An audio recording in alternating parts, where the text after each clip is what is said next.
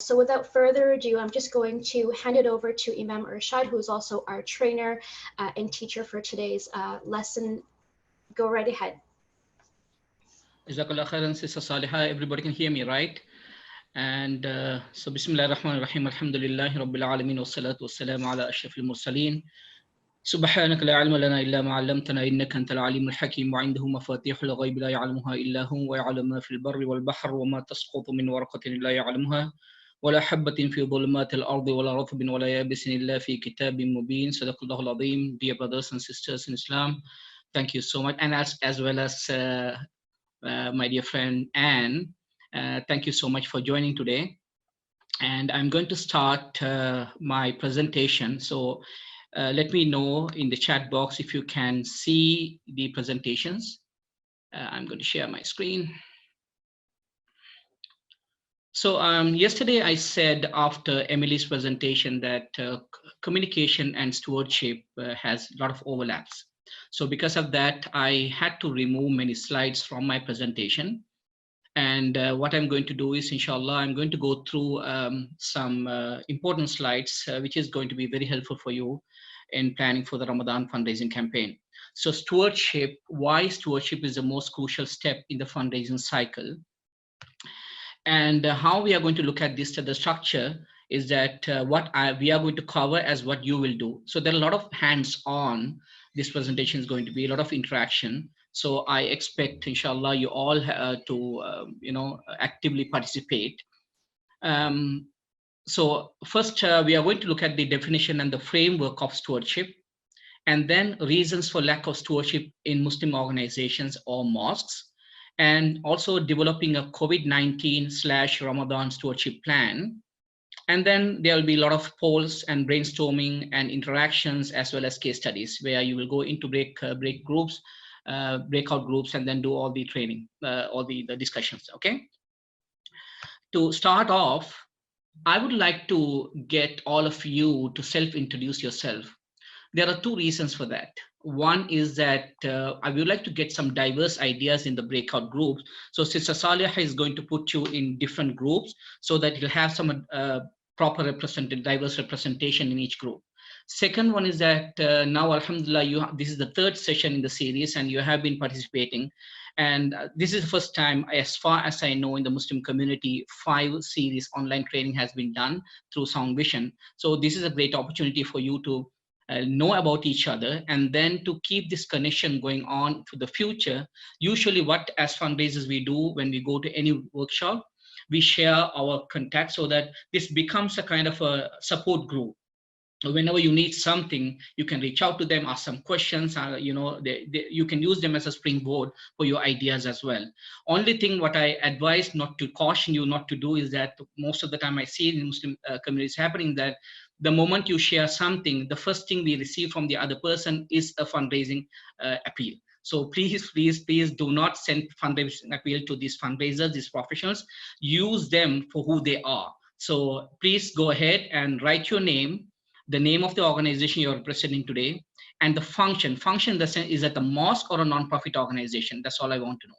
And then the city and the country. I know that a lot of people are from US as well. So that inshallah, Sister Salihah will manage the group well. Jazakallah khairan. Please go ahead. Why don't you all go and write down your responses in the chat box? Is it 1, 2, 3, 4, 5, 6, 7, 8, or other 9? Please go ahead. The correct missing answer is we will be stewarding the donors. I believe only one person wrote, Abdul Jabbar wrote personal visit. I guess he was referring to donors and donors of the organizations, stakeholders of the organizations. Actually, I purposely omitted this answer from the list because this is what I want to emphasize, because this shows that many of the time, this is not in our mind when we go to Ramadan. So in fact, the best practice, one of the best practice is to steward the donors before going into Ramadan, because Ramadan is the time for solicitation. Prior to that, in the donor cycle, which I'm going to show you now, this is a time for stewarding. How do we steward and why is it important? All these things we are going to cover in this presentation. Let me move on to the second one, next session. This is an interesting slide which I shared in the previous my fundraising in-person workshop. as one of the mistakes in the Muslim community. No offense to anybody, you all did great. I'm just trying to highlight some in an important gap in our fundraising cycle. In the fundraising cycle in donors' life journey, there are about 5 steps. First, we'll identify the donor, then we qualify the donor, whether he is a good fit to give to our organization. Are there any linkages? Does he have interest? Has he given to other similar organizations? And does he have the capacity? This is the qualification process. And then we go to the cultivation process, which is rather long. Usually we say about around 1 year of cultivation to understand, and then to play the tango, to understand what is their passion, what is they interested in, are they interested in our organization, what is the specific thing they're interested in our organization, how can I as an organization representative engage him, how should I invite for events? All these things will happen. And then the fourth, the brief period is a solicitation. Very brief, believe me, it's very brief, because by the time you come to the cycle, you know already the donor is prepared. It's just the ready to fruit. The fruit is ready to be picked up. So that is the solicitation piece. After that is the most crucial piece. That is the stewardship. That is the stewardship means that you have to update, thank, and recognize the donor on the use and impact of their gift. Unfortunately, dear brothers and sisters, you know that this doesn't happen a lot in the Muslim organization. That's why in my previous presentation, I said that we have only one donor cycle, that is solicitation. They only think about solicitation. Every time we send something, any kind of communication, it has an ask involved in it. It has an ask. Even when we meet, we ask. When they come to the mosque, we ask. When they come to an event, also we ask. When we send a thank you letter too, again we make another ask. So this is actually detrimental to donor engagement and retention. So I will let's look at the stewardship piece. Actually, stewardship is, once you do the stewardship properly, then you don't have to go through the identification and qualification levels. Rather, you can directly go into the cultivation and solicit the donor for the next or the renewed gift. Okay. And if you have any questions, please put in the chat box, but I will give some more time for the questions. Yeah, I just have a question for you, because it seems like to maintain this cycle, you would need like dedicated people, right? Or at least a process that like within the organization, that, because like, let's say I walked in new, because it's a volunteer base, you know how all our organizations are mainly volunteer based. You will have like an accountant, but this work would not be done by like admin people and accountants, I'm thinking, right? You would need a lot more than that. Yes, even volunteers. You see, the board members are great fundraisers. I mean, usually in any organization, they look up to the board members to fundraise. As well as that, fundraising is everybody's duty. But in my presentation too, last time I said that you have to have somebody dedicated, even in a volunteer capacity. Even if they come half a day or once or 2 days a week, they can have a database and then collect and then get everybody to do the stewardship piece. Actually, stewardship is not done by the fundraiser himself. Rather, communication team will be involved, and accounting and finance will be involved. So it's like everybody's job. Only thing is somebody streamlining this cycle. So we know where the donor is and what kind of touch points or the communication we have to send out to them. So Jazakallah khairan. So I will. While you're, sorry to interrupt you, while you were just addressing that question, I just wanted to follow up with another similar question from Hina, meaning how do you identify donors? How do you even know who gives what and what they are capable of giving? So if you could just add that as part of your answer now. Thank you. That's a very good question, because that comes under the identification and qualification part. That's, in fact, I have given that topic to Sound Vision, inshallah. Hopefully that's called prospecting in fundraising. That's a science and art, a science itself. There are a lot of databases, how to do that and how to qualify the donors. And even Andrew in his first presentation too, he also mentioned some of the tools involved, tools we use for prospecting donors. So identification is the prospecting piece, inshallah. Hopefully in the near future, we can talk about it. There are many ways we can do in the Muslim community, inshallah. Okay, so as you see in the second, in this presentation, in this image, identification and qualification and solicitation and cultivation. Actually, stewardship wraps that around, because stewardship is the only piece, the crucial piece, which wraps the entire process together. Otherwise, you are going to have a lot of donors not coming back to you, because retention rate in any organization is around 49%.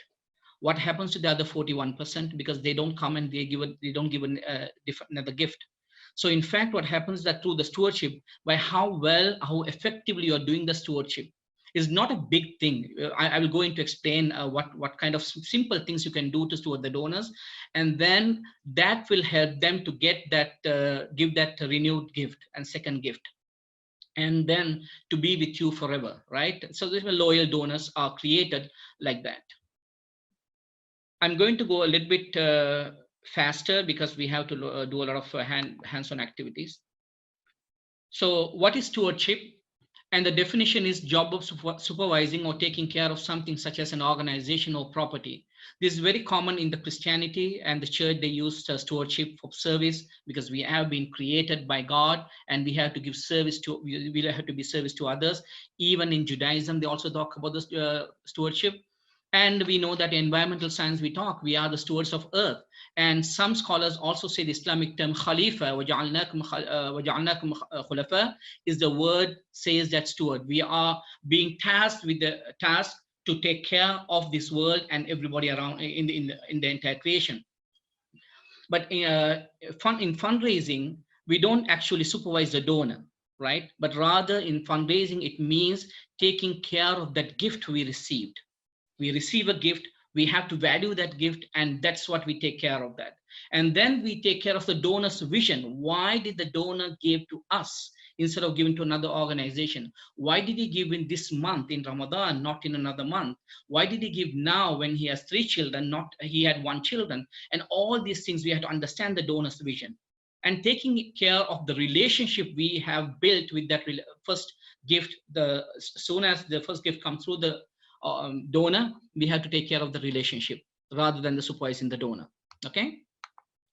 And then in this slide, functions of stewardship is that using their gifts wisely and investing the gifts for their intended purpose. Say, for an example, in a mosque, and a donor is giving that $10,000 to support the Sunday school, but rather we use it to build, like say, for an example, a sound system, which is not the correct intended use. Whatever the purpose the donor is giving to, we have to be very careful in using only for that purpose. If that purpose has ceased, then we have to inform the donor that that need is no longer there. What should we do, right? And then managing your mission well, because they are giving with the purpose, with the trust that you are running an organization, you're running a mosque, because they have the full trust. And through that, they know that you are supporting many people in the community. So you are looking after the needs of the spiritual and the social and the communal needs of the other people. So you have to manage your mission well is also part of that donor stewardship. And then having demonstrable impact, and to be able to tell them, to communicate to the donors, what did we do with your money? I'll give one quick example. You may know that several years ago, there was a scandal broke out in a Muslim organization. I'm not going to go into the details of the names. And at that time, I remember doing a khutbah on that subject. I said that I haven't seen in the masajid the accountability and the stewardship process. So when people, for an example, when they come to the Jummah, they give a lot of money. We raise about $2,000 to $10,000 every Friday. But I never see the next week, when they tell people, oh, donate to the masjid, I don't see that they don't tell anybody, they don't tell the congregation, what did they do with the money which was raised last week? So that is the accountability piece. That is the stewardship piece. We have to tell the donor, what did we do with that money? So either we can say that, yes, it was spent on buying some carpet for the ladies section, or put towards fund, which we are going to do something else to the children. Anything, you have to keep on communicating this to the donor. This is one touch point in the stewardship donor cycle. Wallahi, believe me, after they gave that khutbah, I went to the same masjid 2 weeks later. I was not doing the khutbah, I was in the back, and subhanallah, the admin president stood up and he said that this is what we raised last year and this is what we are going to do with that. SubhanAllah, I had tears in my eyes because subhanallah, this is exactly how we have to be very diligent in what people are giving. They are opening up their wallets and giving the money. So we are accountable. We are accountable to Allah, and then in this world we are accountable to the donors too.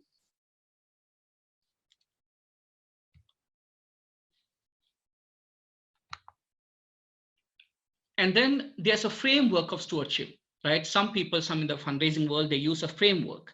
That is, the first step is acknowledgement, accepting and receiving the gift. If you are CRA charity, or in US, if you are eligible to issue tax receipt, you have to issue the tax receipt.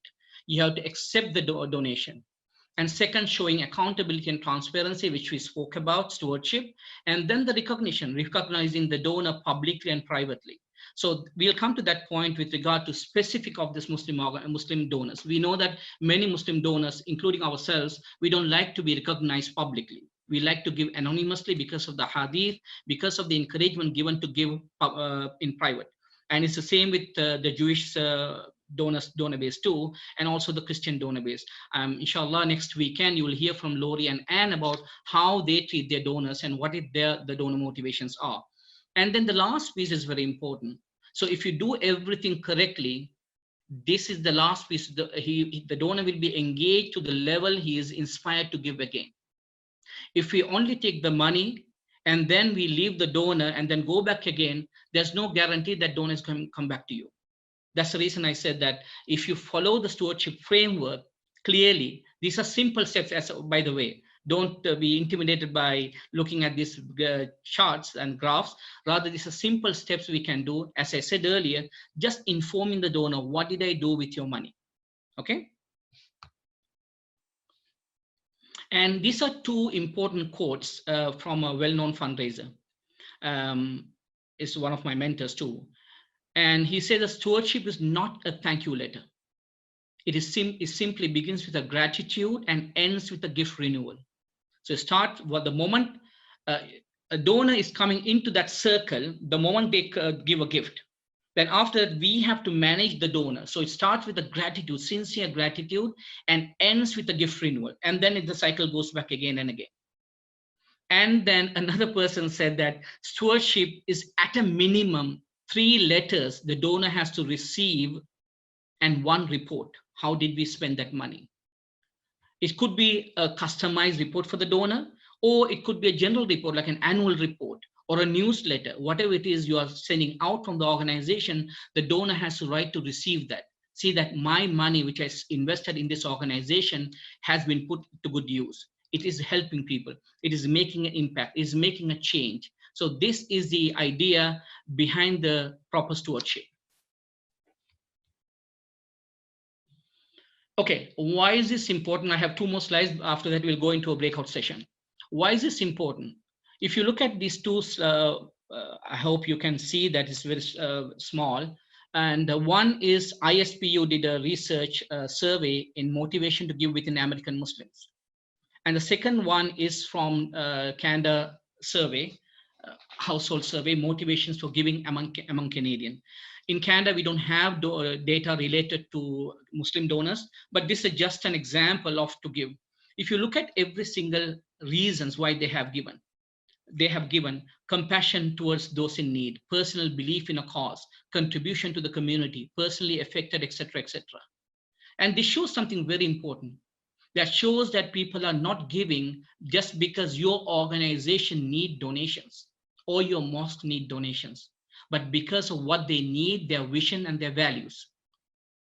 So stewarding is that finding that alignment, our need, our mandate, as well as the donor's need. What is the donor wants to achieve by giving that money? And then finding where your mission fit in with their values and their vision. Okay, this is the important part we have to we need to understand with regard to donor values. Okay, I remember one of the I'll come to that point later when we are discussing the breakout groups, inshallah. Stewarding is actually that finding that alignment of interest. Okay, if you came to the workshop, the in-person workshop in February, you may remember that we did a exercise on asking people Why do they donate? What is their motivation to give? There are many reasons people give. When you are inside the masjid, I do fundraising in the masjid. I know that when we ask for something, they give. But underlying that, usually when you ask from people, why do they give? Why do you give? I give for the sake of Allah. I give to the masjid. But there's an underlying reason. What is that? He could be thinking about his children. His children, he think that maybe when my child is growing up, there's a mosque for him to go to. He could be thinking about that. Or it could be somebody in his family or in extended family, somebody is sick. So he wants to give at that moment that donation, believing that that donation is going to cure that person because there's a hadith. And then, or else he could be doing something wrong. He wants to purify himself. One of the best thing we received in that survey among the participants is somebody said that I give whenever I feel arrogant and egoistic. With that time, I feel very angry. So during that time, I gave so that to soften my heart, so that I can feel humble. So here, one donor is giving money, a Muslim donor is giving money because for him to feel softening his heart and to become humble. So that person, imagine that person will be sitting in the mosque or is in the other end when you are making the donation as a non-profit organization. You may be saying, yeah, our mosque needs some help, our organization needs help, we need to build another building. But actually that donor is giving at that moment for a reason. That reason is not the reason you see. So as fundraisers, as organizations as administrators of the organization, we have to find out what that actual reason is. Then only we can engage the donor. If we don't understand the real reason, we cannot engage the donor, because we take for granted. Oh yeah, they are giving for the sake of Allah. But we cannot make decisions on behalf of the donor. We have to go deeper to find out. So stewardship is that going deeper with the donor, having that relationship, connecting with him, understanding him, and then finding that, yes, if that is the softening his heart is the important thing. Every time there's a program around tarbiyah, he will be the first person to be invited. So you are recognizing his need to connect with the masjid. Okay. And this is the last slide before we go into the breakout group. This is a simple example. Difference between the for-profits and the non-profits. In the first example, it is, say for an example, you want to buy a Samsung phone, right? You buy, you give the money, and then you get something in exchange value, you get the value in return. So that's done. So you have a tangible benefit. But whereas when somebody gives, remember that there's a need for people in giving too. They are expecting something in return. It's not necessarily the tangible benefit. This is why I'm trying to give this the comparison. When they give to a non-profit organization, what they do is that as a mosque or a non-profit organization, they don't necessarily get that exchange value right away. They don't see a tangible benefit. You can't give anything to them. Rather, you get the money and you serve the person on the top. You serve that person or the family or somebody who's come to the mosque. You're serving. So the donor did not receive that. So how do you give that tangible benefit back to the donor? He has to be stewarded, so he will be giving to you again and again. Through stewardship, you have to give help the donor experience the exchange of value. This is much more powerful than in the first example. So if it is done properly, the donor will be hooked to your mission, the way you are doing that. This is how we spent the money. This is how we supported. And this is what they said. They asked dua for you. They made a prayer for you. And this family now is the child is at some meal, can have a breakfast meal and then go to school. These are the impact you can communicate to the donor. So in a way, there's a dotted line, there's a connection between the service recipient and donor. Donor is not directly connected, but some schools and universities and hospitals try to connect the donor directly with the service recipient. But as a mosque and an organization, you can't disclose the service recipient.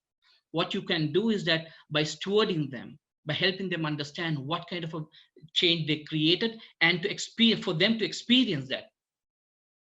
And the exchange value is the important part. Okay. I guess I'm done. So we are going to the poll number 2. Sister Saliha, is it ready? Yep, so we do have the poll results that a team member is currently sharing with me. Abdul Wahid, if you could just send me the results from poll number 2, and I will be able to read them out to all of our participants today. Meanwhile, while the poll results are coming in, if you don't mind, I can just ask you a question that just came in about sharing the impact. Can you share the impact is not tangible? If the impact is not tangible, how can we word the impact?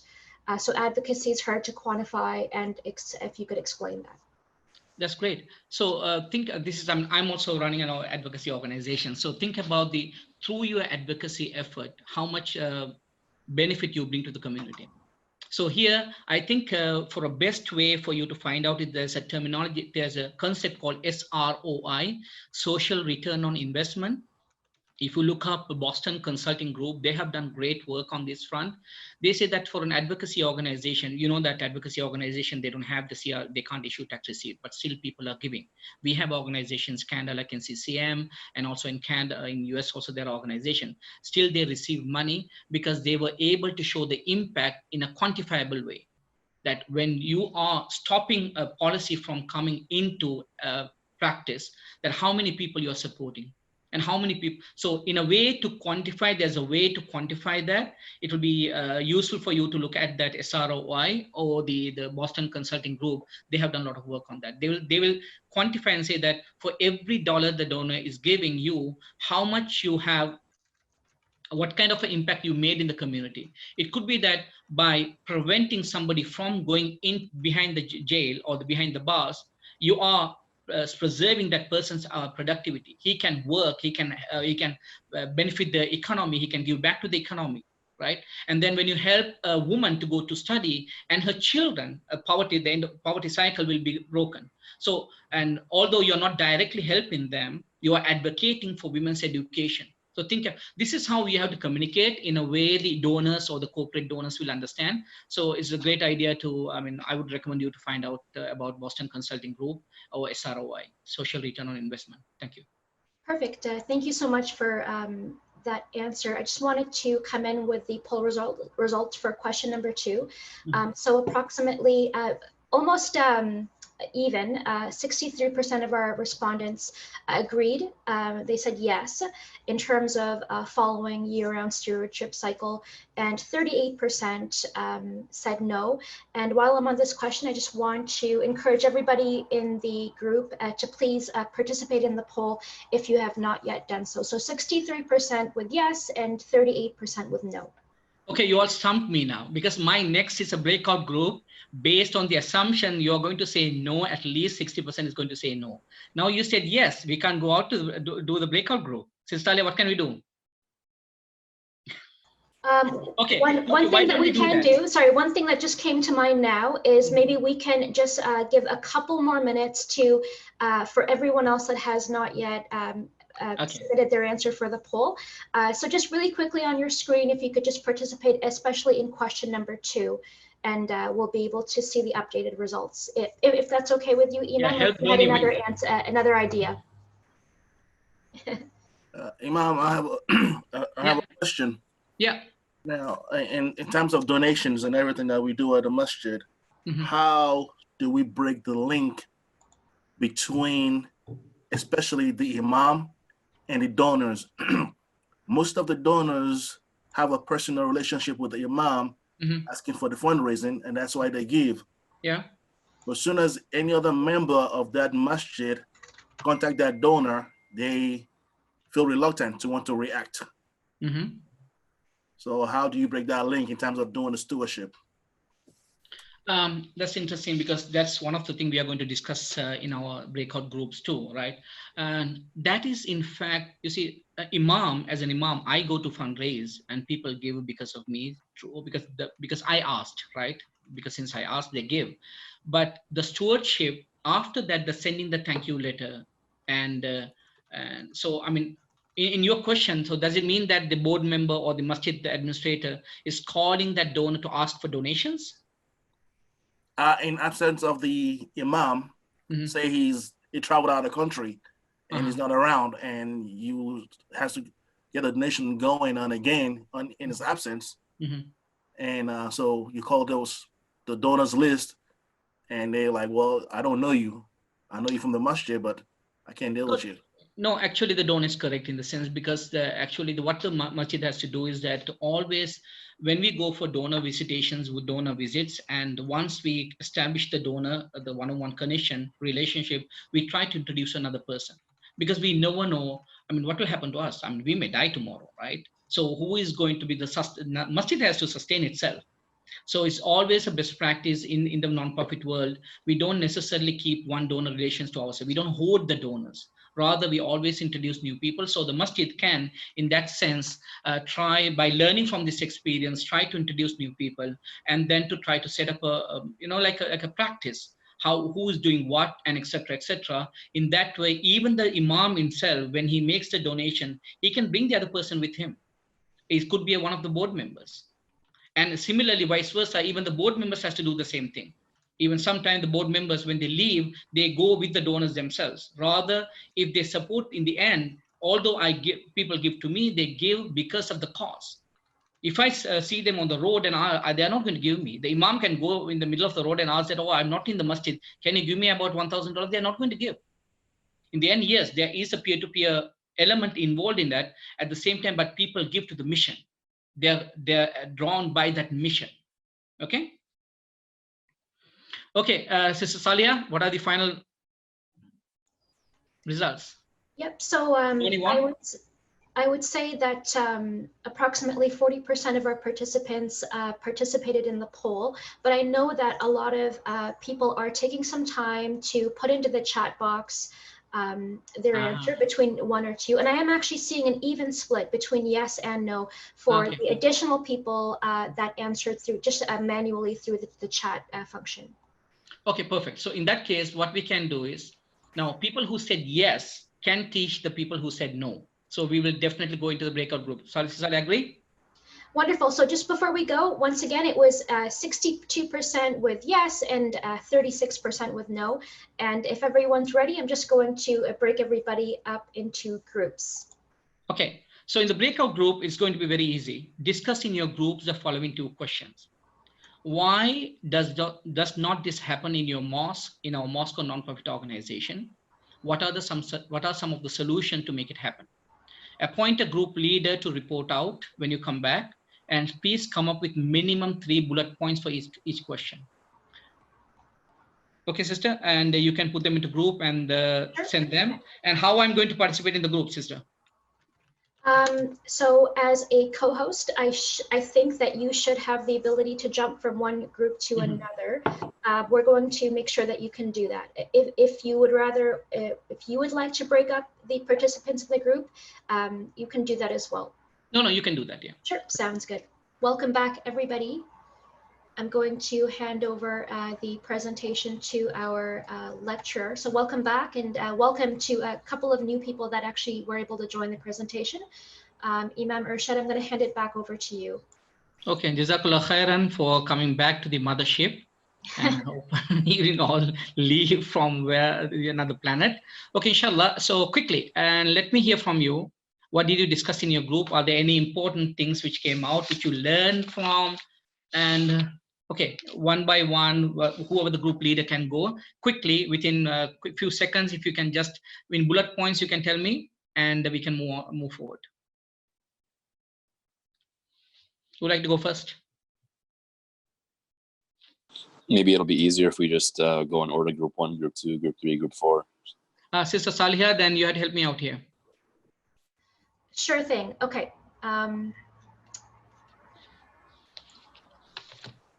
So maybe I'll pick on a few people. Perhaps Kelowna Hamilton. I know that you joined just in time for our breakout rooms. Had you been able to discuss anything with your team members, or maybe if you heard someone say something of value that you'd like to share? And I'm so sorry to put you on the spot, but I'm going to try to do that for a few other people as well. Alhamdulillah, it's fine. Great. I guess the question was about stewardship, why it doesn't happen in our organizations, and what we can do about it. We didn't get into what we can do about it, but I think that the question was kind of answered when we discussed why it happens. And so what we came to in our group was basically that most organizations don't have it. Most of our organizations don't have good donor stewardship. And some of the reasons for that were that they don't realize that they should. They don't recognize the importance of stewardship, that we have a very, especially in Islamic organizations, we have a very high turnover rate, very low staff retention, and stewardship requires a long-term relationship. So when you're constantly turning over staff, it's nearly impossible to have good, robust stewardship. Also that we don't have staff that are properly trained in stewardship. It's a complicated business. And when you're trying to upgrade your donors, it's important that you know the correct methodologies and you know what's most effective in terms of person to person versus in-mail versus so on and so forth. So people aren't properly trained in stewardship. So that's a big issue. So that was at least 3 of the points that we touched on. Perfect. Thank you so much. Jazakallah khairan. Yeah. Okay, thank you so much for being the first to share your feedback. I think donor stewardship has so many different facets that we could spend so much time talking about. If anybody else has any sort of relevant feedback or any kind of highlights that you want to share, just having had spoken to a few team members on your end one-on-one, please feel free to do so. Yeah, hi, this is Omaya. I heard something really interesting about what are some of the solution to make it happen. One idea was like, it should not be responsibility of one person. You know how our organizations are like one-man show, either the Imam or the accountant, or you cannot put that responsibility on one person. So to get around that is like come up with implement some kind of a process, like even if it is a mini process as part of your fundraising, and like for the stewardship, and make like a checklist. So whoever the next person in your organization, you know, when you do fundraising, they will check that checklist, and they know part of it is to reach out to the donor, and you can even like script it. And what would you say, like, to help them out, so then they can pick it up. Perfect. Jazakallah khairan. Brother Sadiq, can you take the lead? Brother Sadiq for group 4. Yeah, sure. So a few answers that we came up with here were oftentimes the reasons to why, like, you know, our organizations perhaps don't follow up with donor stewardship is because there's either like a shortage of staff, which kind of plays off of what Sister Colonna was saying regarding, you know, turnover rates and whatnot. Also, another answer that we came up with is possibly also negligence, right? Oftentimes we get sidetracked or we get kind of overwhelmed with multiple projects that we're working on. So there's different donor bases for different projects and different initiatives that we tend to work on oftentimes. And so perhaps there's, you know, some degree of negligence in regards to how we go about following up with each of our donor bases. The third answer we also came up with was kind of playing off of that as well, multitasking projects and focusing on other campaigns. And also, of course, I forgot to mention, oftentimes there's no defined roles that are assigned to anyone specific. So therefore, there's oftentimes kind of, we don't necessarily know who will take on that lead specifically. So that's also another issue. And then I guess to answer the second question that we had was hiring a dedicated outreach coordinator to reach out to donor bases and different community members would be a good way to kind of go about reconciling that problem. Okay, great. Jazakallah khairan, Brother Sadiq. Oh, yeah. And, yeah. Anybody else before we move on? So in our group, we touched on a lot of the same things that you guys mentioned. And then one interesting topic that came on was how do you steward donors that are anonymous and don't leave their contact information or anything like that behind. And often those are larger donors. So a suggestion that came up is that if you have like a list annually where you're saying like where funds came up from, you can list like the anonymous people with your donors, and you can actually have a slot for each anonymous person. So like if you have 12 or so, you can have anonymous written 12 times. just so that, you know, it goes to show like it's in line with Islamic value, but then we're still recognizing them. Beautiful, thank you. So, okay, in general, everybody enjoyed that disappearing into another planet and coming back? It's a great exercise. Thank you very much, Imam. Yeah. Okay, perfect. Jazakallah khair. So Okay, let's something here was just one. So yeah. that there should be a dedicated team, whether it is volunteer or employed, to deal with this particular in every organization. So their task is a clear development and enhancing this particular tasks and looking after it. Thank you very much. Yeah, Jazakallah khair. Okay. So, okay, let's move on quickly because we have another 1 hour. I think we have more to go now. Okay, a few in addition to what you discussed, and I am going to give me 1 minute. I'm going to go to the speaker view so that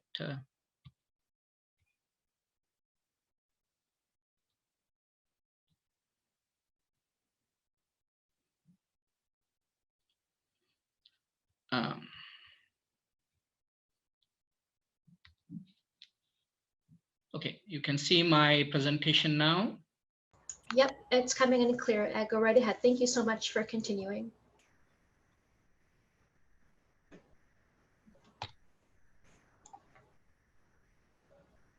Okay, a few dilemmas which, in addition to what you discussed, is that sometimes people think that to steward the donor, our cause is not emotional enough. We heard this yesterday too in Emily's presentation. Some people say our cause is not, our cause is dry. It doesn't have involved children. It doesn't have poverty. It doesn't have involved international relief. So how? I mean, there's what is it there for us to tell about our organization, right? And then another similar one is that we hear is that in a mosque operation, there's nothing to report to a donor about the mosque operation. How can we keep them engaged about what can we tell about them? Are we praying 5 times a day? Is that enough? Is it worth to share with them? And also some updates are they think that is insignificant to show to the donors, and sometimes they think our donors do not like recognition. That came up earlier, and our board does not like this idea. These are some of the challenges, obstacles we all face. Inshallah, as we move along, we can discuss how we can find some solution for these things. And the other one is a few solutions. One of the things which I remember when one of the masjids in downtown area reached out to me, and they have been trying to raise about $5 or $6 million for about 6-7 years continuously. Every time they only get about $100,000 or $150,000 from their fundraising gala. And I asked them that, okay, what is your niche advantage? Why do you want a masjid here? Then they kept on saying, oh yeah, this is the only masjid in downtown. It's not in Toronto, it's another downtown area. And I said, okay, do the donors know that this is the only downtown masjid is going to be? And they said no. So this is part of your communication. This is how you have to establish your niche or competitive advantage. You may be doing the same work with other organizations doing. This could be something niche which you are doing, which keeps you stand out, which makes you stand out from the crowd. So any organization, any mosque has to find that niche and then communicate that over and over as part of their key messaging process. That way, and that will help to keep your organization in the radar in the donors radar. And then maintaining a collection of stories and key messages, case for giving. Yesterday, somebody asked that we only have one story. We can't repeat that to the other again to the donors. Yes, you have to have a collection of stories. And yesterday we also spoke about in the masjid, when I go to do khutbas in the masjid, people come after the khutbah and they say some interesting things about what they heard about the khutbah and what kind of change it made. So I wish the masjid administrators can capture those anecdotes. Although, as Emily said, that we don't have to mention identify the person who said that, but these are positive notes which other people like to hear what you are doing. Right? So in a way to capture, like a database, just a collection of things. Anytime you can pull anything you want. This is what in the fundraising world, we say case for giving or case statement. And then the third one is segmenting the donors regardless of the size of their gift. You have to have a strategy. Although they give about 100 people give $10 and then 50 people give about $2,000. So you have to have a segmented donor base so that you can communicate to them differently for each donor, customize the communication piece. And then creating, this is a new, now with the COVID-19, even this will fits the post-COVID world. Create a WhatsApp group so that all the people will get only updates coming from your masjid. And in any events, it will go reach out to them. Some simple and easy. And then communicating about other programs. It not necessarily in a masjid environment, you may not talk about the khutbas and everything, but rather you may have Sunday school. So we can take some stories from Sunday school, how that benefits the children. You can talk, you can ask, record a small clip of a video clip of a child talking about how she enjoys coming to the Sunday and learning about that. These are the things, although the donor gave money to the masjid, right? You can still share something happening inside the masjid, like the Sunday school or any of the iftar programs, anything where the donor feel, alhamdulillah, things are happening. This is my masjid, and I'm being part of that contribution. I'm being part of that growth. That is the feeling you have to give the donor continuously. And then sending out surveys or talking to the stakeholders. In a nonprofit organization, we ask, as I said earlier, there's a clear underlying layer, true layer, why people give. Unless we understand that, we cannot truly steward the donors. So understand that why they give, sending out, asking them a survey. If people don't fill out surveys, I know I went to a masjid, they wanted to introduce a survey, and the papers were there. People are not writing it anything. So here you have to take the time to call them, and when they come to the masjid, talk to them. But I'd just like to ask from you, why did you donate? No, I gave for the sake of Allah. Yes, I know you gave for the sake of Allah, but what is the reason why? For the sake of Allah, you could have given to another organization, but still there should be a reason. We are trying to understand because there are many reasons. And also you can say the hadith, Man lam yashkurin nas falam yashkurillah. And we would like to thank you the way you would like to be thanked. Allah has, Rasulullah has commanded us. So that's why we want to understand exactly from you how you're doing this, right? And these are some few solutions you can implement, inshallah. And now we are going to the second stage of the plan. This is the stewardship plan. We are going to build a plan. COVID-19 and Ramadan. Before that, I'm going to ask a few questions from you. And okay, poll number 3. What first comes to your mind when thinking about COVID-19 and all the disruption that it brought together? Number 1, our organization is hard hit, staff were let go. Our service recipients or the community members are suffering, or our donors are struggling. Which comes to your mind first? Please, I heard from Sister Saliha, the donor survey engagement is very low, only 30%. There are about more than 30 people. So please mention your choice. You'll get the poll from Sister Saliha soon.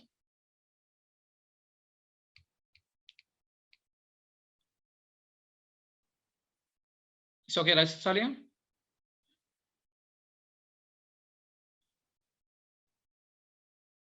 I can't hear you. My apologies. So yes, just while we're on that pause, thank you for everyone that has added their results to the poll. Right now we're at exactly 50%. So if the remaining half of everyone in the chat room can just participate in the poll, that would be great. Some people are saying in the chat box too. Are you adding them too?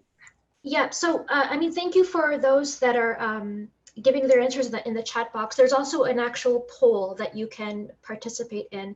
It should be somewhere on your screen if you just click the poll function. But yes, we can also perhaps consider the answers coming in through the chat function as well. That's fine. It looks like an even split between option number 3 and option number 2. So serve it, yep.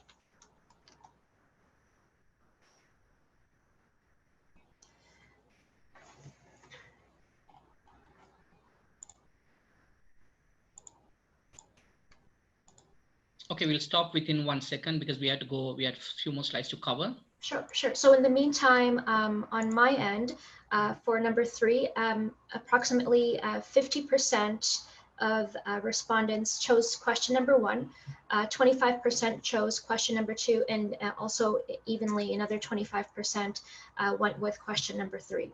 Perfect. Jazakallah khairan for everybody. And then we are going to the next slide. Okay, another poll quickly. If you are representing a mosque, and the question you have to answer is that, did you contact all your community members after your masjid was closed for COVID-19? That was in the beginning of or the mid-March. Yes or no? And for the non-profits, did you send out any communication to all your stakeholders since the COVID-19 shutdown started? So when you're responding in the poll, you have to say A1. If you're representing a mosque, can say yes, A1, or A2. Or for non-profits, B1 or B2? So for question number 4A, approximately 75% went with no, and only 25% went with yes for from the mosque perspective. I cannot hear you, Imam Irshad. I'm not sure. Second question number B. So for question number 2, about a 50-50 split. Perfect. Okay. Jazakallah khair, everyone. Thank you.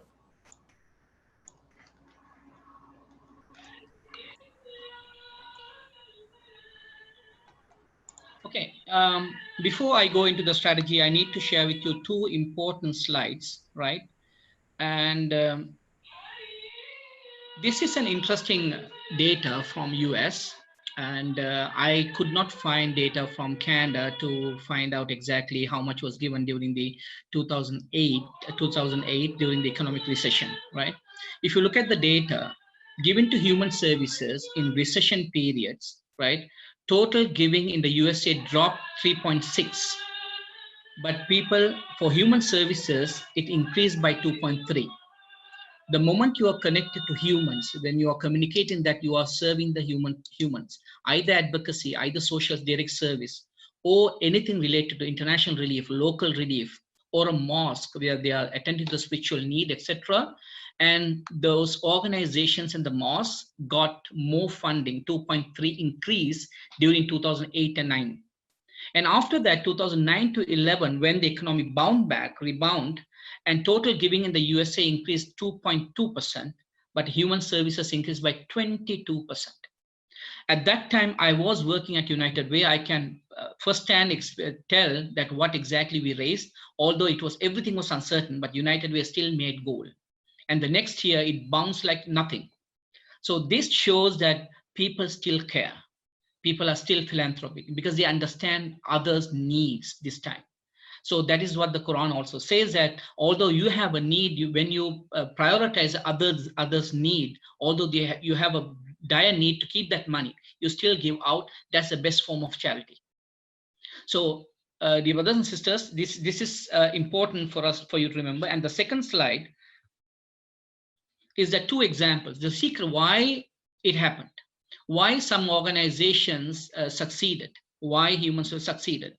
It says that after the 2008 financial crisis, we saw that organizations that focused on enhanced donor stewardship tended to recover more quickly than those that did not focus significantly on stewardship. This was in NBC. And then this one, 9/11 was such a shock to our whole system, to everyone nationally, that none of us knew what to do in the aftermath. We waited too long before we returned to dialogue with our donors. Many organizations stopped talking to their donors. They stopped asking for longer than they should have, and I think ultimately it hurt them. Or donors went to other causes that seemed more relevant.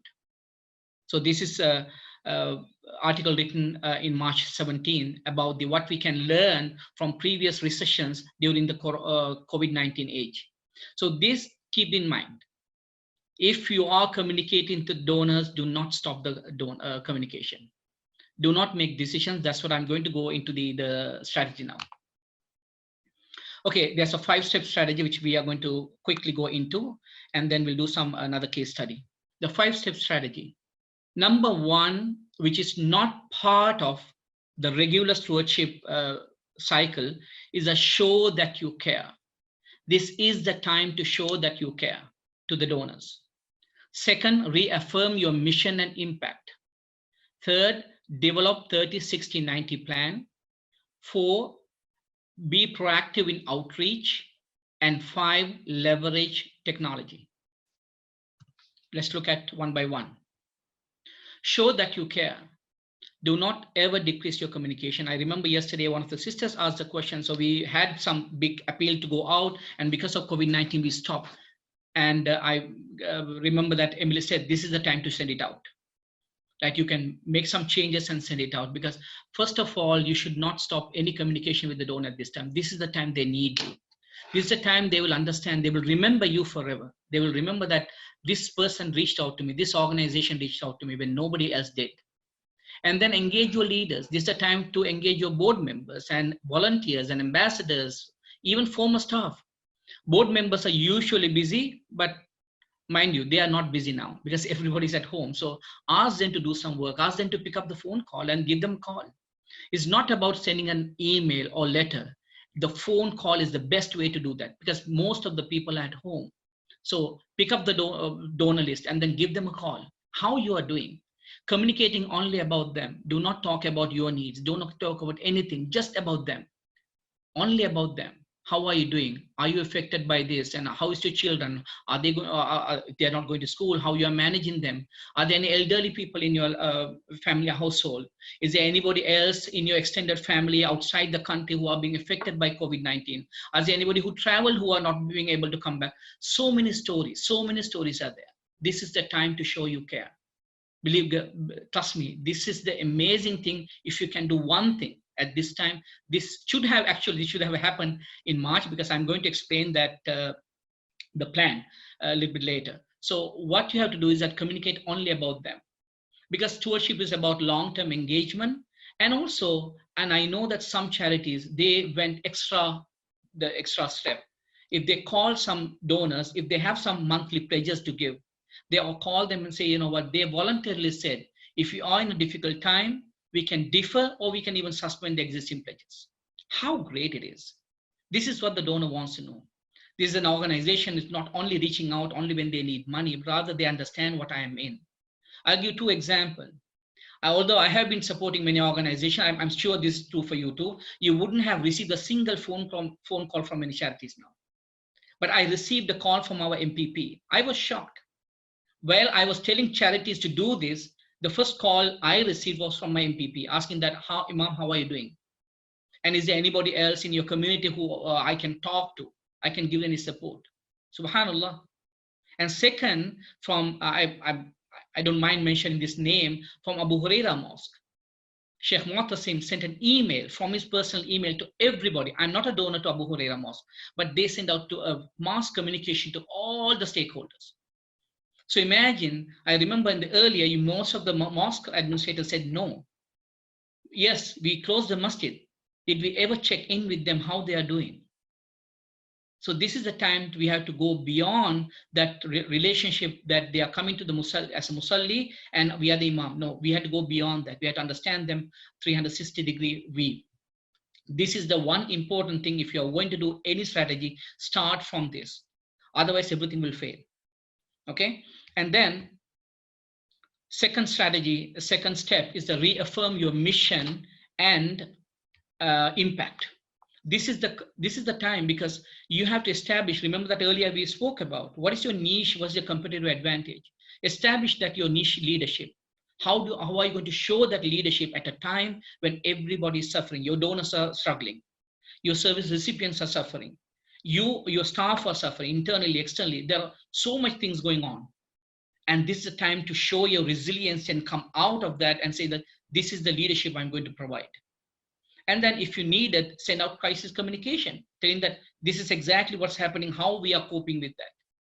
And then organize special briefing. If you are a specific organization, not only like the mosque, if they're closed, then even now, periodically send out a message, a briefing, saying that how you are doing, this is what we are doing. We are still expecting some messaging from the government to open up. Ramadan is coming. Some kind of communication. It doesn't necessarily have to be about asking or telling about you. Just the regular communication, because this is the second step is all about your mission and leadership.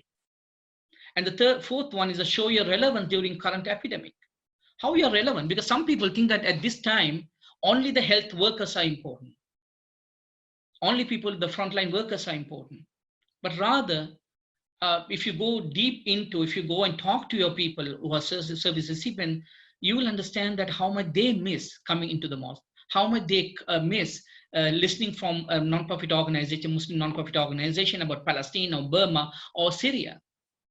So you have to show relevance. You are still relevant. There's a reason why you exist. COVID-19 did not erase out anything. Your need is still there. Even after COVID-19, your reason will be there. So this is the time to show you relevance during the current epidemic. At the same time, I would caution you, be careful of mission drift. And because that's what do I mean is that you should not be doing something which you are not, which is not part of your mandate.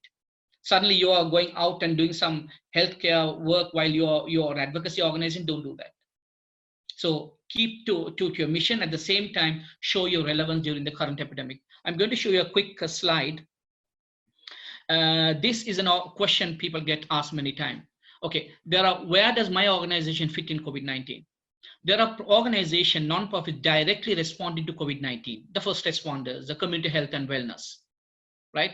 Whereas non-profits disrupted by COVID-19, they are not directly involved, but they are disrupted, like the community benefit organizations, religion, mosques, environmental, arts and culture, because COVID-19 has disrupted your organization's ability to deliver non-life sustaining services. When you come out of this, it will take some months to get back into that rhythm. You need a lot of resources. You're going to lose a lot of resources. It'll take some time to build up. So this is a time to send communication to your donors, saying that yes, we are not in the front line, but still we are thinking about post-COVID-19, how we are going to serve the community the way we served. And then organizational viability. This happened in 2008 recession. Many organizations, non-profit organizations, had to close down. So due to COVID-19, my organization experienced lost current or future revenue. My future of my organization may be in question. As I said yesterday in Emily's presentation, try to connect that how people are going to, how it's going to affect the people, the service recipient. Connect that back to that. Okay. And number 4 is number 3 is develop a 30-60-90 plan. This, I wanted to give you an example. I don't have it now, but inshallah I can email you like an Excel sheet. Donors want to know, really, believe me, donors want to know how you are weathering the storm, because they have already supported you. If you are also organizations supporting the people with disabilities, they would like to know, okay, I have given them. How are they doing? So this is the time to share your strategic plan, strategic thinking, long-term thinking. All this, there are a lot of uncertainty. You have to share that proactively with the donor, saying that this is how we are planning. 30 days, 60 days, and 90 days. In the 1 month, because uncertainty, we don't know whether we'll come out. So what if everything stopped within 30 days, what we are going to do in the 30 days? If nothing gets lifted, 60 days, what we are going to do? 90 days, what we are going to do. So for 3 months plan, share with the donors. It's like a high-level strategy. People love to see that. They know that this is an organization thinking long-term. They really need my support. I will definitely support them. They're not going to vanish just because there's a problem came in front of them. And then focus on people. In that communication, you can say, focus on people. People means that your staff. Are you laying out staff? If it is, be honest and frank and say yes. Or how your service recipients are suffering, how you are addressing their needs. At the same time, how your board members are doing. These are communication people like to hear now. And services, how your services are being affected. And then the finances. It's nothing wrong at this time to tell people, because they're at home. They like to listen. They like to hear from you. They're waiting to hear from you. The first one is that you're asking only about them. Here you're talking about your situation. Only after the first and second is done, you're going here. And then the fourth one is consider special and creative fundraising initiatives. It could be like virtual fundraising. You can do that. Think differently. If you cancel a lot of events, I know that many events got canceled because in the spring and summer, we have a lot of events. Everything got canceled. So how alternative way you can give to engage people. And then finally, show your resilience as a collective body. Show that we are still there.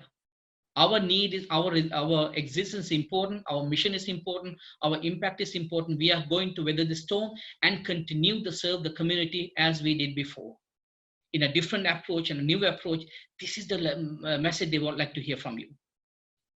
As I said, I wanted to show you a simple chart. I could not. I will send it to you by email. And finally, be proactive in outreach. Remember, please remember. Do not make giving decision for donors on behalf of them. Don't think they can't give, because people will surprise you. Donors will surprise you. Yesterday, Emily also gave a lot of examples. People will surprise you, because the underlying reason they have is not only about losing the job, but still their philanthropy, their magnanimity, their generosity is still there. right? So do not make assumption about the giving capability of the donors in general. Don't generalize, but there are specific people which we know, because this is why the stewardship is important. Because stewardship means that you know exactly what's going on in the person's donor's life, as well as they know what's going on in our life. So dig through the archive. This is an interesting one. Dig through the archives and rekindle their memories. If you have some old videos and photos and the masjid and all, now, you know, with the social media, all the old photos are coming up. Ancient photos about what happened in 18. So you can talk and remember that this time you donated. Remember this photo where when you came to our event. Remember that we all together, we raised about $45,000 to support Rohingyas, support the Syrians. This is the time. You have to remind them you were part of our journey. So we are reaching out to you again. You are part of our journey, we are reaching out to you again. And then this is the slide I shared with you in the first webinar. Consider the donor triangle and the customized messaging. I said that in the triangle, there are unaffected people. To look at them and customize your message into them. Give them some gift range for, you know, gift range for them to support. Okay, and we are going to go into another poll. Okay, I'm going to share with you 2 messages which came out in the last week. Both are from imams who are leading 2 masajis in the GTA. I removed the names and any identifiers to give them because of the confidentiality. I don't have permission to use, but I'm just giving an example. I redacted all the information from there. I'm going to share this as a case study for the poll. Next, I think inshallah, she is Sister Saliha, you're going to send that out? Certainly. So we'll make that available in terms of not yet the case studies, but the poll question. Is that correct? Yes, and also the case study too, because they have to read the case study and then answer this question. Perfect. So what I'll do is, if everyone can just take a look at their chat function, we are going to share 2 different Word documents. No, only the first one, sister. Sorry, only the first one. Oh, okay. So just the first one, the first case study, and we're sharing that promptly now. Okay, so read through that message and rate that message based on what we learn now. What kind of a messaging that should go out to the community at this time? Remember that 5 steps. We only spoke about 4 steps, and the 5th one I will do in the end. And rate it that, is it 5 excellent, 4 very good, 3 good, 2 neutral, or 1 poor?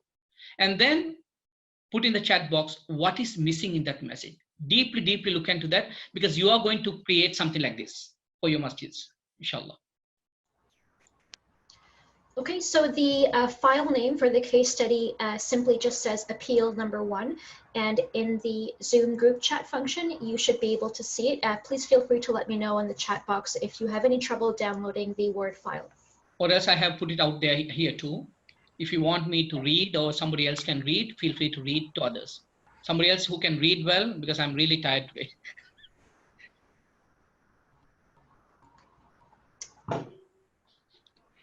Salia, you can also read if you like. Sure. I can see the case study also on the screen. I received a message from one of our participants saying that I think she's unable to view the case study. I'm not sure, Aliyah, if you mean the case study that I sent through the chat. If you can't see the actual document, just look at the main shared screen. I know that Imam Irshad is currently just holding the case study up on the screen right now. So you should be able to see it on the presentation. I hope that helps. And perhaps maybe just take a screenshot of it if that helps as well. No, we are going to keep it on until they fill out the form. Okay.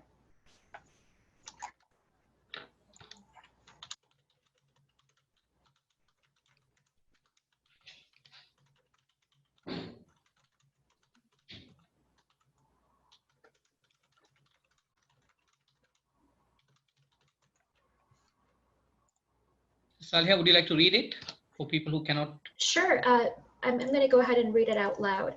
Salam alaikum, or peace be unto you. My name is so-and-so, and I am the Imam or religious leader of any kind of religious institution, any kind that comes to your mind. So today is Friday.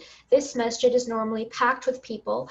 It is full to the end, but today it is empty because we have had to close the premises due to the coronavirus or COVID-19 situation. We don't know when we are going to open it again. Without people praying in the masjid and leaving their donations, we don't know how the masjid can survive. This masjid, typically its expenses are between $8,000 to $9,000 on a monthly basis. And I don't know how we are going to be able to reopen the doors in the future. I am asking for your help so that we can survive. It takes so much effort, energy, and coordination to build a masjid. The last thing we want to happen is for a masjid to close its doors and never be able to open again. So I'm asking today, as your brother in Islam, to help us raise $30,000 to allow this masjid to survive the next 3 months, inshallah, God willingly. So please click the link and donate what you can. Allah, God, subhanahu wa ta'ala, says that those who maintain the house of Allah are those who believe in Allah and in the last day. So please do your part and help us to maintain this house of Allah. Please don't forget to share this video. If you share this video and if other people support, you will, inshallah, God willingly, get the reward as well. Jazakallahu khair. Thank you. Jazakallah khairan, Sister Saliha. Okay, I'm going to give another few seconds. You only have to rate. Is it from 5 to 1? And then put in the chat box, what do you think is missing? If you rated poor, then you have to say the reason. If you rated excellent, give a reason. And think about everything we discussed earlier. Based on that, how would you rate this? Somebody is asking if you can just show the scale again. Yes. For the different answers. Yeah. 5 is excellent, excellent, very good, good, neutral, poor, 5 to 1.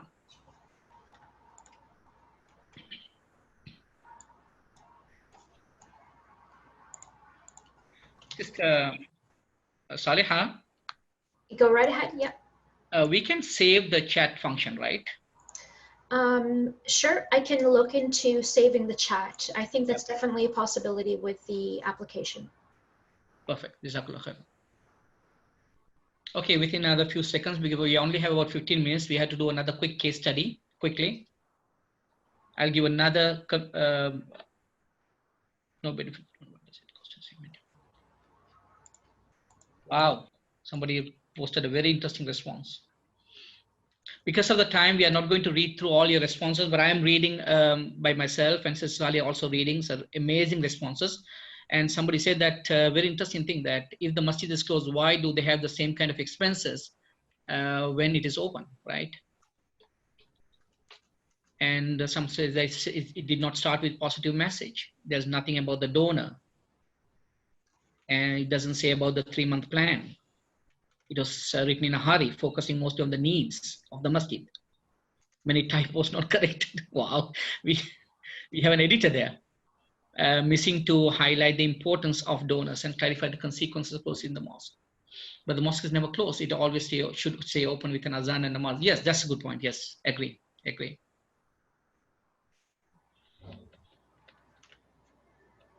But some masajid are actually closed, I think. That's what we hear from the Kenyan Council of Imams. Because when they kept open and then do the adhan and the khutbas, and I heard that some people are started to trickle in.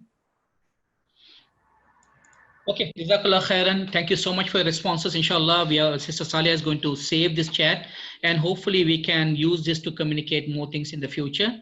And these are great data, and I really appreciate. I expect at least one person to say 5, but nobody rated it as 5. Everything was from 1 to 3. So so that shows that alhamdulillah you have grasped the understanding, good the concept of stewardship. Now let's move on to the other one. Okay, now I'm going to okay, now because of the timing, Sister Salia, do you think we have time to go for a breakout group for 5 minutes? Certainly, we can just do 4 to 5 minutes in the groups. Absolutely. Yeah, we are going to do a quick breakout group.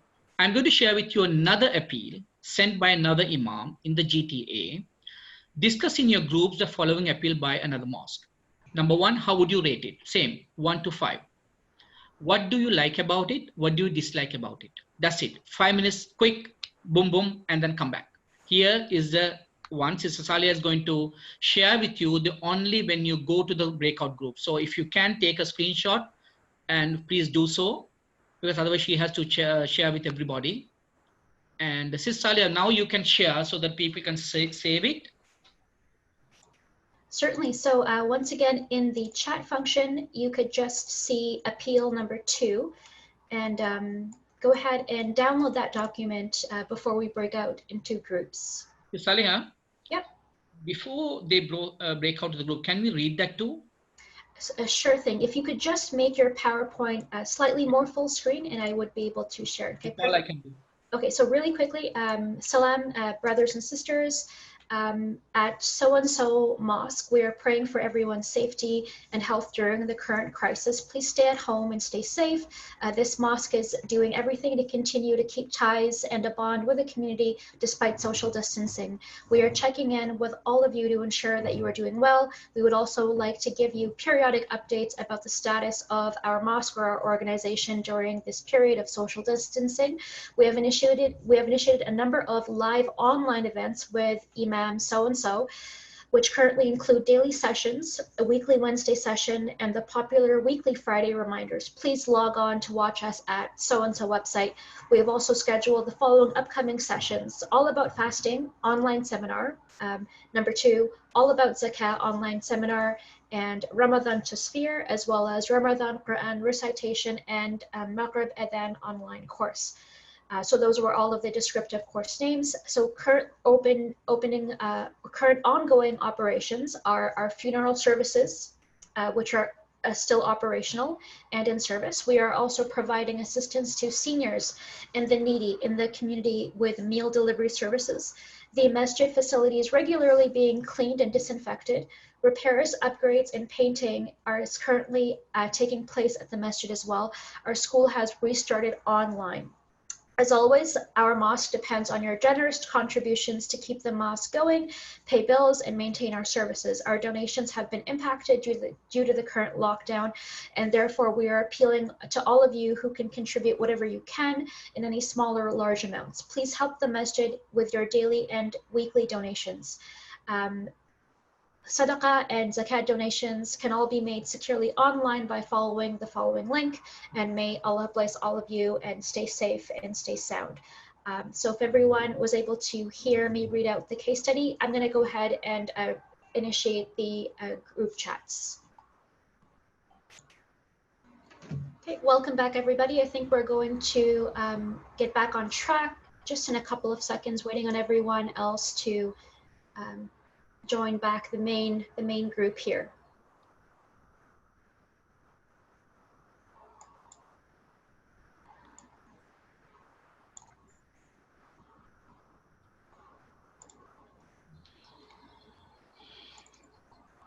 I think we are good to go, Imam, Irshad. Okay, sure. Yeah. Okay, quickly, how did it go? Give me 1 minute. I'm going to share the screen. Okay, tell me, how did it go? Quickly, we have about 6 minutes left. Quickly tell me, how did it go? How did you like that letter? I'm giving a 4, missing a couple of parts we've been discussing. It's been more text heavy, no specifics on the financial spendings. So that's what our expectation is. And our sister Hamilton says she's on 3. So that's what from our group is group number 3. Perfect. Okay. Any other comments? Ratings, comments? We gave it like a 4-5 because we think the masjid, it shows that the masjid cares about its people, like its congregation, and also it's positive. Doesn't have any error, mistakes, spelling mistakes. And what's missing is just developing like the short-term plan, like 30, 60, 90, like the specifics for the spending, what they need. Got it. Okay. We also rated it around 4, just because it's definitely better and more positive. It involves the community, asks them about their health, but at the same time, we thought there might be some room for improvement in terms of listing some more resources, what they're doing for the people that are affected by it. Beautiful. Okay. Anybody else? And I think one of the powerful messages is that they continue to serve. They really showed how they're continuing to serve on a daily basis, education-wise, the funeral services, the schools. I think that's really awesome for, even at that difficult time, they were ready to continue their service. Great. Yep. Anybody else before we move on? Brother Khalid, do you want to share group 4? Yeah, please. Yeah, inshallah. Yes, salam alaikum. Yeah, I think we liked it also, agreed to have it at 4 at least. The details about what services are giving the community despite of the time of crisis.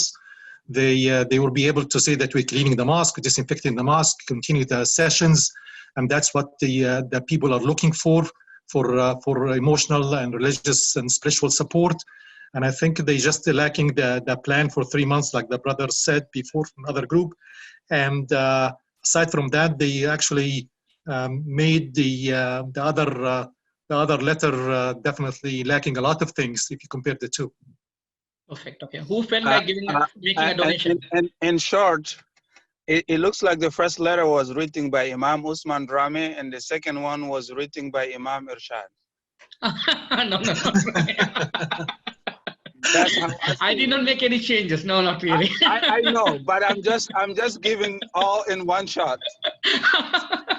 As untrained and Imam, and the second one was just like Imam himself.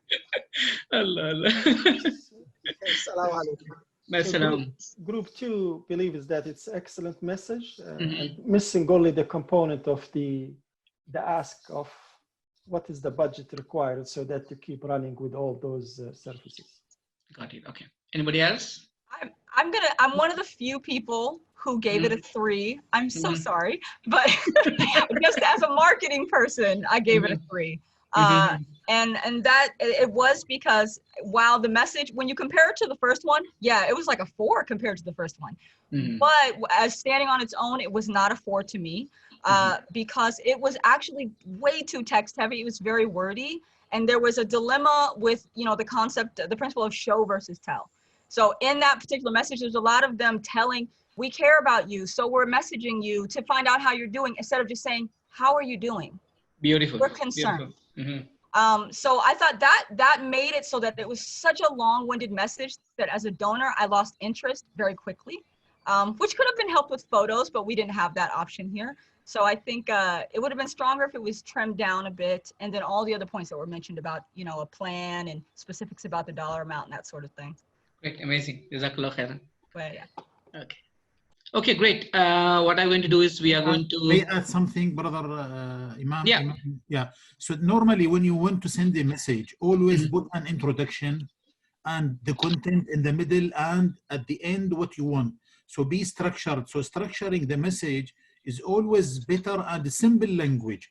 So, and also divided into subgroup, for example, make it A, B, C or 1, 2, 3. So easy to the reader, so the message can go exactly what you want and the clear message 1, 2, 3. Thank you very much. Exactly. Jazakallah khairan. Okay, I got what I found. I said that I could not. This is a sample 30, 60, 90 plan. This is not actually to share with the donors, but this for internal purpose. How you will build a stewardship plan during Ramadan. And inshallah, I'm going to share this presentation with all of you. You can, I couldn't find the, the Excel sheet. Is a screenshot. And, in week 1, what you have to do, conduct video calls with all the board members and say, that's your plan, and send email to entire database with updates, and make personal calls to key stakeholders, etc. There are a lot. I'm just giving a sample 30, 60, 90 plan in a Gantt chart. Anybody can do that. Easily, you can quickly do that. This is exactly what we are going to do.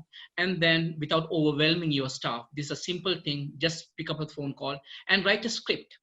And just the first call is all about them. So just write a script for them. Just give them a call and find out how you are doing, right? And then after that, within 1 or 2 weeks, you can develop the second step, and the third step within another 3 weeks. And before Ramadan, you should have at least completed about 3 steps. By coming into Ramadan is when you will gear up your appeal, the outreach, and the technology, which I'm going to show quickly. I know that we are running out of time. Leverage technology. Social media has brought us closer than ever. New tools have made everyone a professional. Yes, everybody can take photos and videos. You don't have to have a professional cameraman now. You can in the fundraising world, you can see immense examples of people just from the field taking from a selfie and taking a video and then sending out to donors. Hugely successful. And embrace new affordable technology. Now is no, I mean, we don't have to keep a professional photographer or a cameraman or a videographer, right? We can, affordable technologies there online, adapt to the new normalcy. I'm not going to go into the detail, which I spoke to you about in my previous first free webinar, and give people hope. There's restorative narratives. People already have a lot of bad news, so they're already hearing and seeing things, but give them hope. Restorative narrative, this is a good example. And look up Mallory Tenor. She has some a non-profit organization called IVOH, Images and Videos of Hope. So what she does is that when everything is doom and gloom and dark, she provides light. So how she can communicate using sometimes it's like in the fundraiser, they're using pets to communicate the message. Because that's lovely at this time, something which people love to see and something different, extraordinary. As I said, go back to your memories and archives and rekindle their memories or something about their children. People love to see these things now. And I'm going to show you a couple of, I'm not going to go into the details. You can look online and see what's happening. And this is a website where if you write an appeal, just like the earlier one, you can send it to this person. He will live online, he will review it and then give you feedback on fundraising appeals. You can send and sign up and then send it to him and he will do that. So he will give some excellent feedback, better than me, of course, Osman. So inshallah, the second one is that video emails. Now, instead of emails, Sister Hamilton was talking about the text heavy thing, right? You can record a small video from bombbomb.com and send it out to all your donors, simple ones. And then digital handwritten card. This is interesting. So if you type something and send to this website, they will create it in like a handwriting and put it to mail and send it out. I don't know whether it's available in Canada. I know it's in US, and our US participants can look into this service too. And then we have something called customized text messages. In this website, if you go there, there's a free 30-day trial, and you can put the messages to donors. And especially, I have seen text to give also works. There's also innovative way of you can ask during Ramadan. So think about that, text to give. And this is in addition to that, like your stewardship process, you are sending some messages every time to your donors, and in addition to creating WhatsApp groups. If you're creating WhatsApp group, please keep only admins can post messages, because otherwise it's going to be overwhelming, because we have everybody, every Muslim has become a PhD holder in WhatsApp now. I'm sorry. So I know that we don't have time to go to this one. This is an important one. If you can, please write an email to me and then send it to me, your responses. Then inshallah, we can put together and discuss with you in the next 2 sessions. Your masjid organization has a loyal donor, sorry for the typo, who has been donating $10,000 annually for the past 5 years. He doesn't like public recognition. No, he likes to receive a tax receipt for his gift. How would you steward such a donor? This is what I really wanted you to think about and creatively come up with solution, because this is a big issue in our community, right? Muslim organizations and mosques, how there are donors out there who doesn't like to be recognized, but how else you can recognize them? How else you can show that you value them? How else you can show that your mission is aligned with what their needs are? So this is one important thing. You can think about it and then send it to me. Inshallah, the 4th one is the final question, is that now we shared a plan. Alhamdulillah, all your feedback showed that you are really into that. You got it. So think about your organization. What challenges you face in implementing this COVID-19 and Ramadan plan in your masjid or non-profit organization. If you have specific challenges which you want us to address, please send it to me by email. I have my email in the slides, and or else you can ask from Sister Saliha. Sister Salih, if you can type out my email in the chat box. What you can do is you can send it to me, inshallah, next weekend, when if you have time, we'll go through all your questions, and hopefully, inshallah, we really want all of you to have a very successful Ramadan campaign, even if it's too late now. at least do something, at least build now, so that inshallah next year, now coming out of COVID-19 to a new normalcy, you're prepared, you know what to do, and then get the support of everybody and then move forward. Jazakallah khair. I'm sorry for taking five minutes more from your time. If any final questions, I will quickly answer. If otherwise, I mean, we are closing this down. People can leave. If somebody wants to have some question, I'll be here for another 5 minutes, inshallah. Sister Salia, up to you. No, absolutely. I think we could definitely spare a minute or two for any potential questions. Anyone would like to take over the mic or the camera or even the chat session, please go ahead. If you would like the Imam's email, I had sent it through the chat function, so just take a note of that. Just as someone had suggested, we will be sending out additional information at the after this presentation is all finished, so do look out for that in your email. So if there are not any questions, I would like to take this opportunity just to thank all of our valued attendees and participants for joining in on such an important presentation during such a tough time in the world. It means a lot just to have your time during this challenging moment. I hope that everyone is staying safe and staying sane and healthy.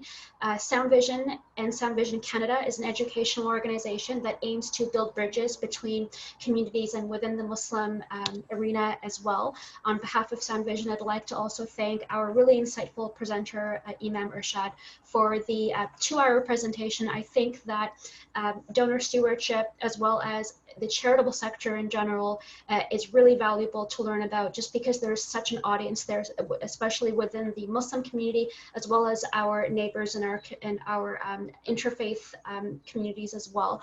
So just to keep in mind, please send any questions to the 2 emails that I had sent in the chat, which is the Imam's email as well as Sound Vision's email, trainings@soundvision.com. You can also view upcoming webinars at soundvision.com/webinars. And without further ado, I just want to bid everyone with peace and salam. And thank you again for your presence today. Inshallah, have a great rest of your weekend. Jazakallah khair. And one last thing, yes, go ahead. Please go ahead. One last thing, that if you have any specific feedback, I know that Sound Vision will send you like a final feedback form in the evaluation form in the end of all 5 sessions. If you have any specific one to all the concluded ones, the three, Andrew, myself, and Emily, please share with us so that we'll try to improve our presentation or delivery and in the next 2 sessions. Anne was here and is going to do the session next Sunday, the last one. Thank you everyone for your participation, and we will definitely send out those feedback forms for any comments that you have. Thank you, take care. Jazakallah khair. Ameen. Jazakallah khairan for everybody. Barakallahu feekum. Keep us in your du'as. Assalamu alaikum. Salam.